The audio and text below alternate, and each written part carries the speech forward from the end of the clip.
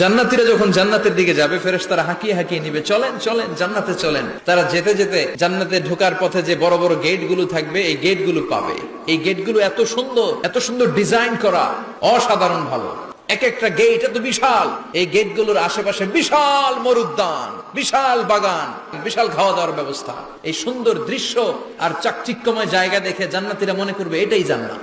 জান্নাতীরা বসে ওখানে খাওয়া দাওয়া শুরু করে দেবে। ফেরেশতারা বলবে এটা জান্নাত না, এটা তো জান্নাতের গেট।